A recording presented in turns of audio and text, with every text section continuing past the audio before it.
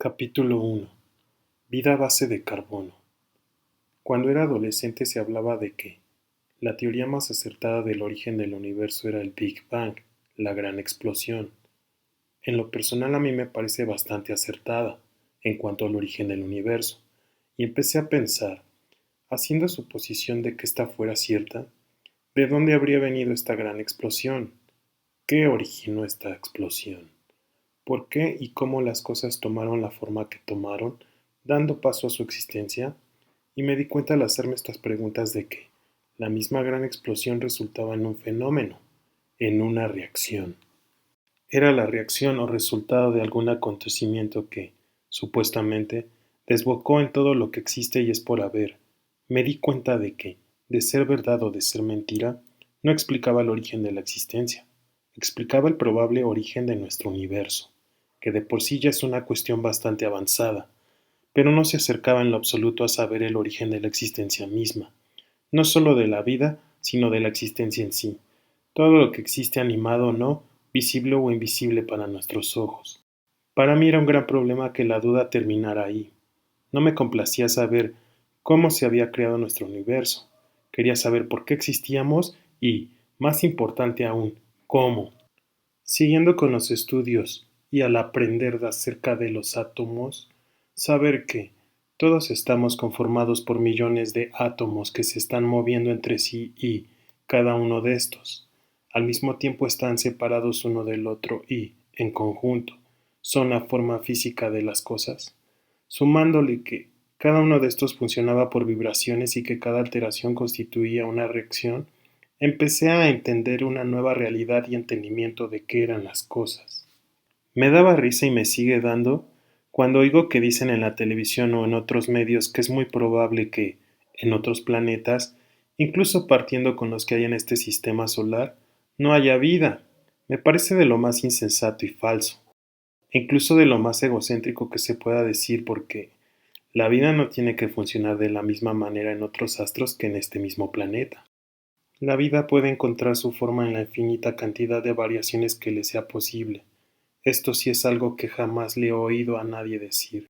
Me da risa cómo pueden pensar de este modo, si cuando a estas alturas, con la radiocomunicación, es un ejemplo claro de que hay energías transversas a nuestro alrededor, pasando a través de nosotros, que, de hecho, los humanos creamos para comunicarnos y, ¿cómo no pensar que existen de manera natural estas mismas? Y, ¿por qué no, hasta con inteligencia propia? Nuestro rango de percepción es el mismo que nos tiene arraigados a esta realidad que, si no fuera por los mismos parámetros, se desbordaría y no seríamos lo que somos, ni parte de esta realidad, sino, quizás, parte de alguna otra. Y es ahí donde empieza la posibilidad. Al hablar de otras posibles realidades a la nuestra no es un sueño, ni algo alejado de la realidad. A la par nuestra, existe una realidad imperceptible a nuestro alrededor en todo momento. Y es una realidad y es una existencia. El hecho de que no sea perceptible para nuestros sentidos humanos no quiere decir que no exista. Otra cosa que para mí es bastante perceptible es el hecho de ver que los sistemas solares cumplen una función mecánica. Para mí, podría ser a gran escala la manera en la cual se comportan los átomos, el movimiento de los astros. Existe una posibilidad muy latente de que, tan solo todo el universo que concebimos y desconocemos, no sea más que parte de alguna estructura orgánica mayor y desproporcional a lo que concebimos, así como lo es cada gota de sangre que nos comprende a cada uno de nosotros. Capítulo 2. Movimiento continuo.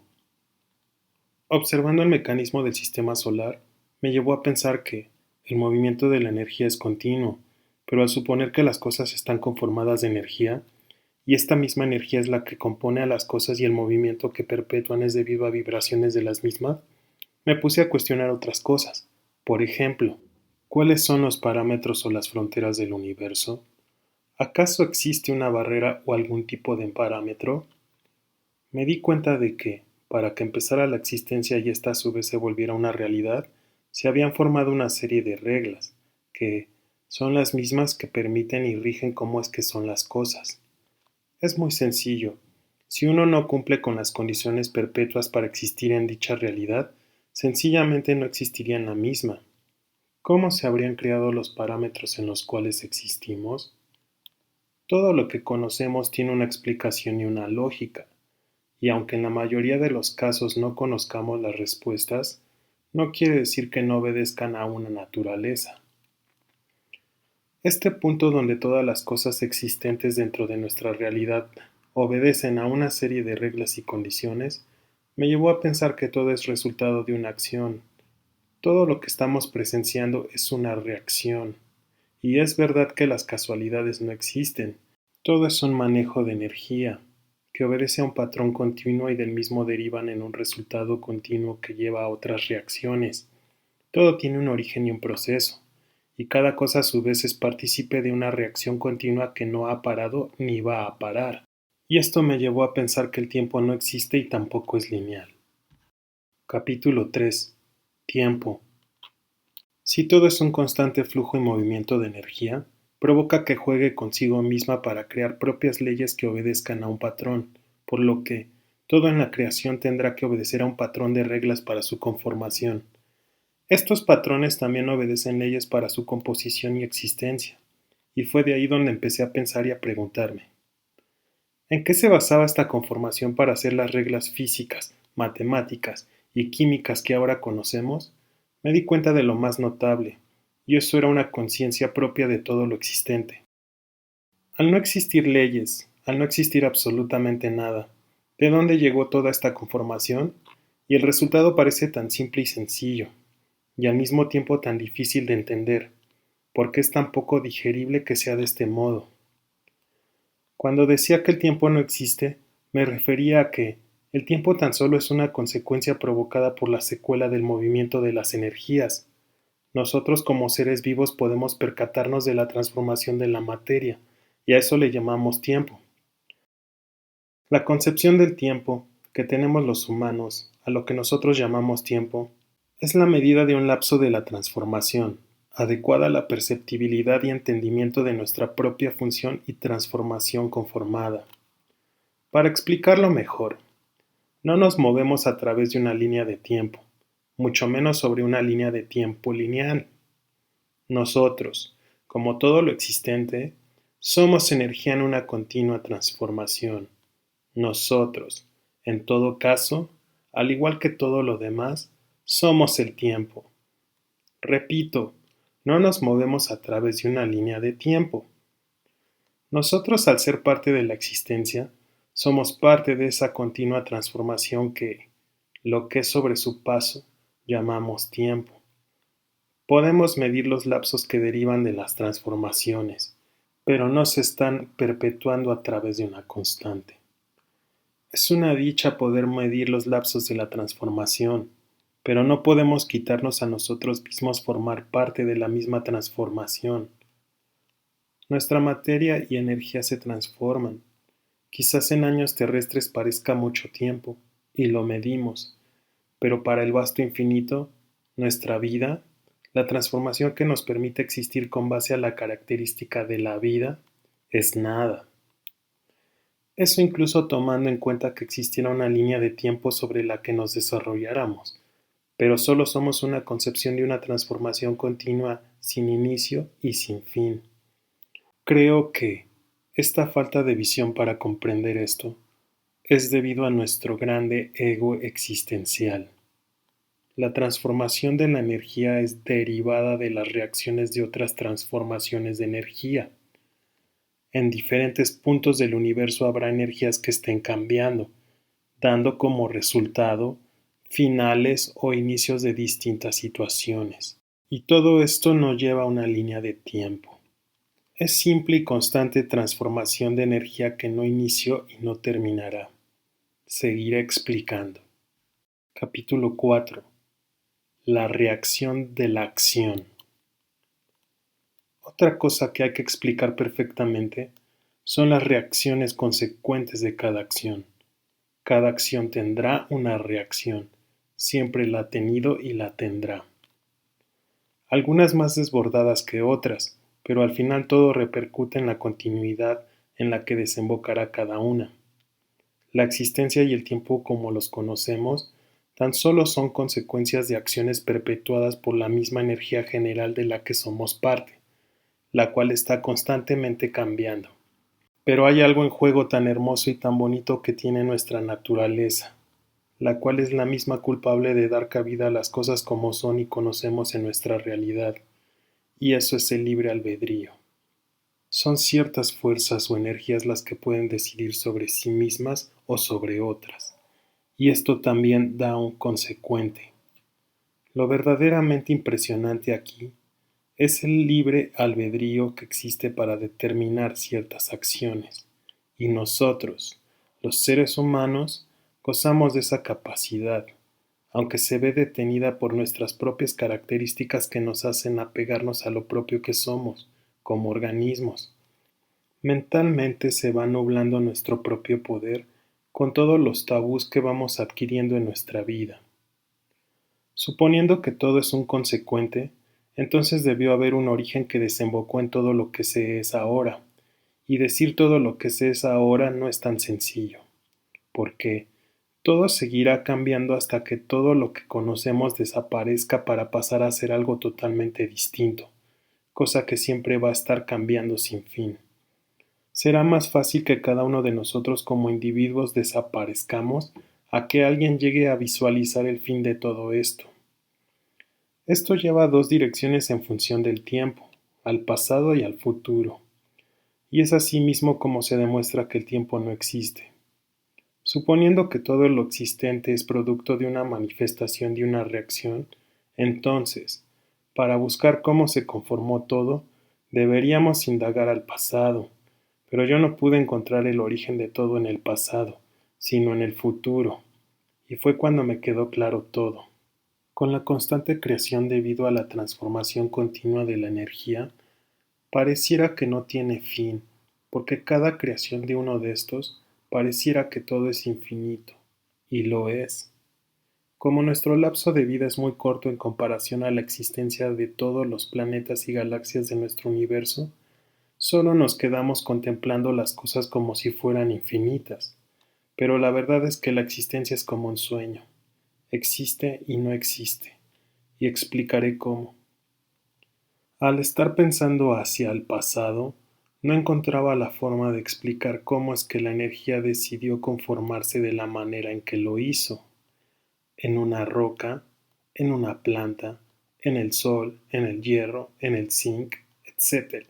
Que al final todo eso son elementos, que más a fondo son energía, porque todo es energía. Pero la pregunta era, ¿por qué o cómo decidió la naturaleza adquirir dicha forma? Estaba perdido y no pude avanzar para ese lado. Pero viendo al futuro, me fui a lo más lejos. La primera parte fue cuestionarme, ¿qué va a pasar cuando todas las consecuencias habidas y por haber de todas las reacciones existenciales lleguen a su fin? Lo primero que pensé fue que, para eso pasarían millones de años, y quién sabe en qué parte de ese tiempo recorrido estemos ahora. Supuse que se detendría, pero inmediatamente supe que la creación continua y muerte de lo concebido afectaría de una u otra forma la transformación continua de la energía, y esto no dejaría que todo acabase en determinado punto, como si de morir se tratase, morir por así decirlo. Entonces pasé a otra cuestión. ¿Qué va a pasar cuando todas las consecuencias y reacciones hayan llegado a su fin? Cuando todas las reacciones ya no tengan en nada en qué desembocar ni en qué transformarse. Si para que tan solo se acabara nuestro universo serían millones de años.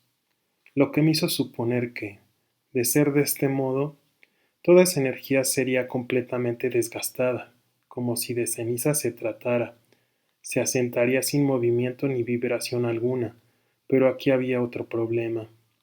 Suponiendo que todo lo existente muriera, por decirlo de cierto modo, en el mismo momento y muriera por completo, me refiero a su muerte como el detenimiento total del movimiento, vibración y atracción entre la energía.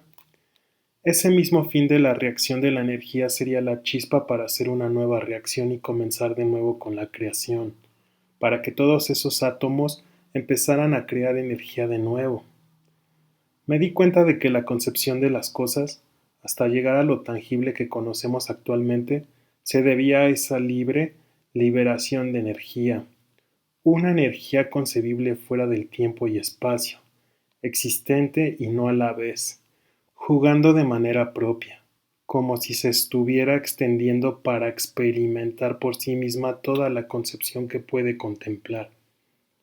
Pero al no tener un inicio y un final, solo deriva en una transformación constante, que predomina dentro de dos principios básicos, el de existir y no existir al mismo tiempo. Capítulo 5. El espacio. Toda esta energía se contiene en un parámetro de espacio, pero es la misma energía la que crea el espacio.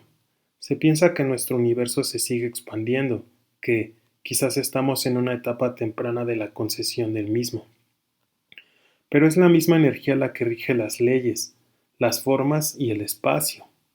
Y es un constante cambiante que, lo que es hoy, dejará de ser para ser algo totalmente distinto en un lapso determinado, siendo una constante transformación. ¿En cuánto espacio se contendría todo lo existente? Llevando mi explicación a un ejemplo burdo, se podría explicar de la siguiente manera. En una alberca, cada gota de agua dentro de esa alberca representa una porción de nuestro universo. Nosotros, a lo que llamamos tiempo, sería el oleaje que tiene la alberca debido al movimiento de la misma energía, al flujo constante de la misma. Pero para hablar del espacio, si toda esta existencia estuviera encerrada en un parámetro, ¿de qué tamaño sería la piscina? ¿De qué forma sería la piscina que encapsularía esta enorme fuerza desbordada? Y fue cuando lo vi. El desbordamiento de energía no tiene parámetros.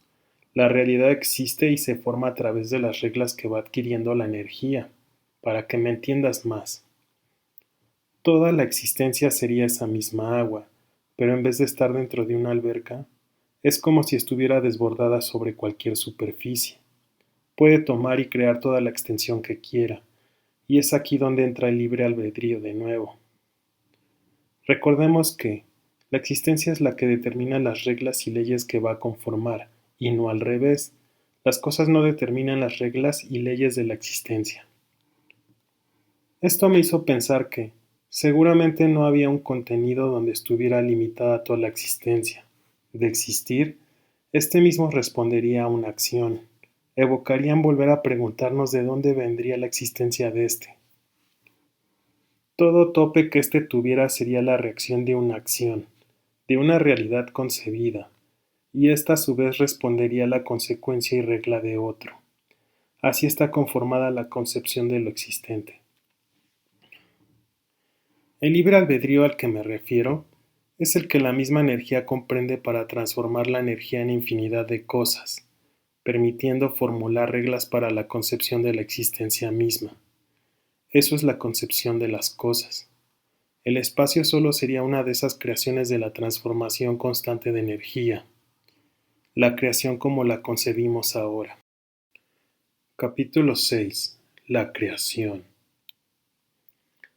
Esa maravilla que somos, que nos permite ser y existir, es la misma que concibe el espacio, que sería parte de la creación, donde se podría decir que es donde están situadas las cosas. Ese espacio y expansión de nuestro universo, como se sigue desarrollando ahora, solo son reacciones de esa misma transformación que está sucediendo en todo momento. Son creaciones derivadas de la reacción de una larga transformación que ha sentado las mismas bases que han dado lugar a todo y regla a todo. Ver hacia atrás fue observar cada vez en las piezas más diminutas que conforman todo, aquellas que llamamos átomos, de las cuales están conformadas todas las cosas. Ese impulso de energía que, con sus diversas variaciones, da cabida a la creación de elementos que a su vez forman sus propias funciones para existir de manera sustentable. Esa es una consecuencia, ya que sus funciones también son reacciones a acciones que ya tenían cabida en esta continua transformación. modificando la energía hasta pulirla en creaciones que dan como resultado la diversidad de la existencia misma.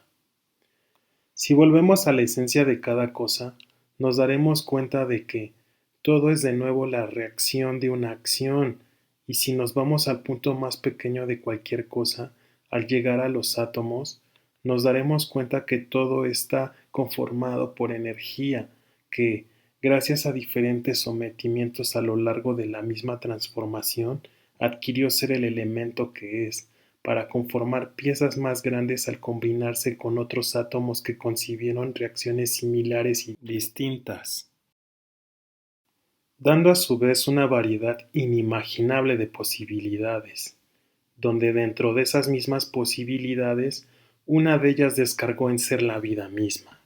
Capítulo 7. La vida. La concepción de la vida, como la percibimos, es tan fantástica y grandiosa para nosotros, porque nosotros somos la concepción misma de la vida. Al ver objetos animados e inanimados dentro de la misma, nos permite sentir como algo grande, único y especial, la vida. Pero la vida no es más que una consecuencia, una reacción, de esta constante transformación de energía. Al igual que la creación, la vida es una reacción avanzada de la transformación de la energía, pero finalmente somos parte de esa continua transformación deliberada.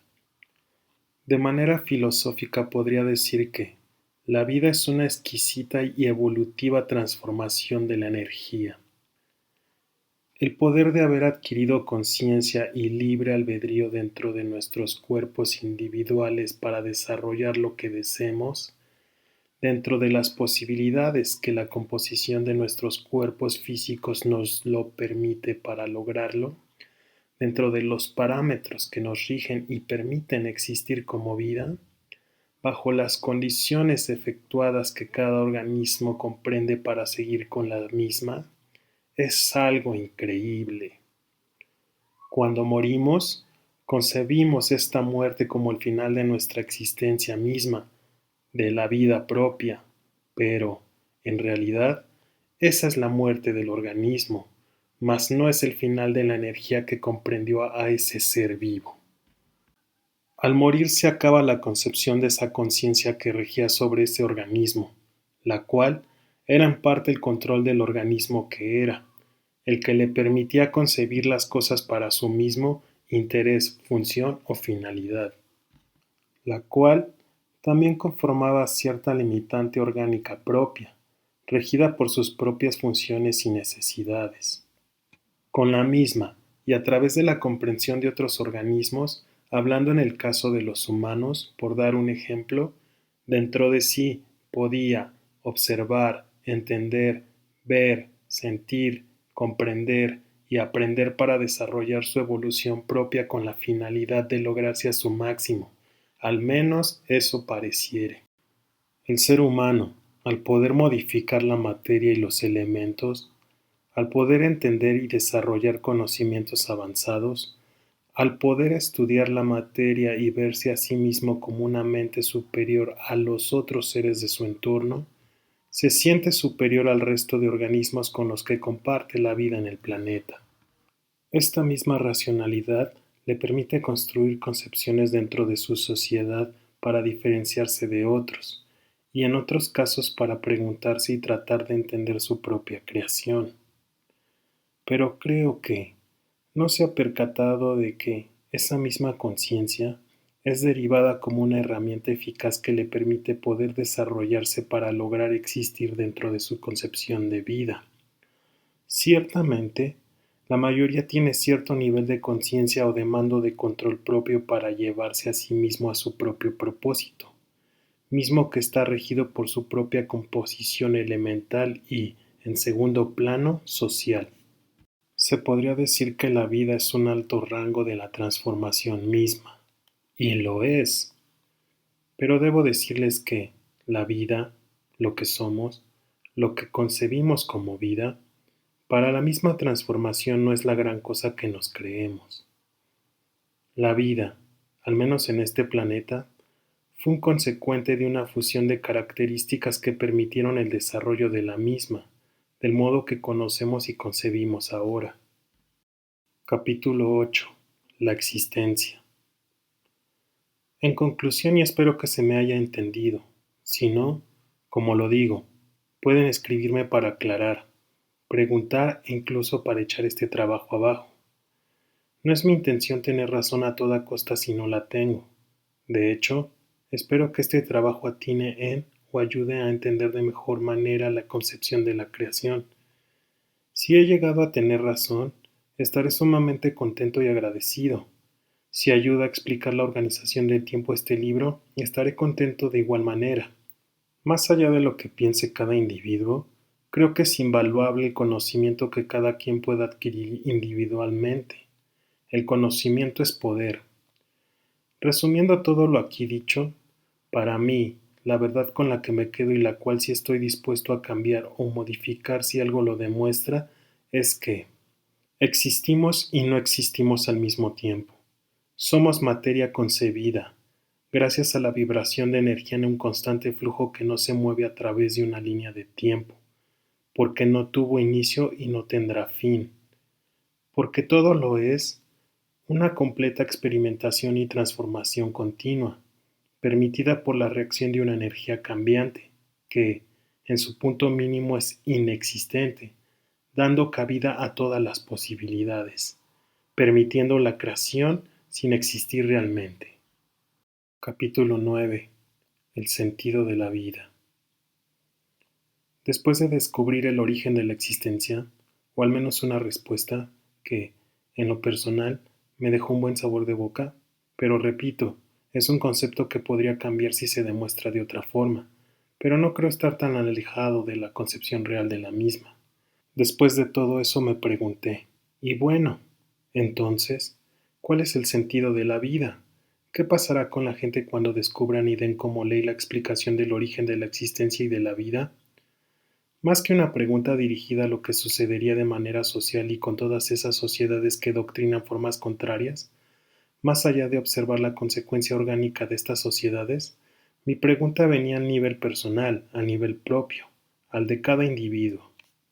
En mi propio caso, y fue lo primero que me pregunté instantáneamente de llegar a la conclusión aquí escrita, fue, y bueno, ¿y entonces qué es lo que verdaderamente tiene sentido en la vida?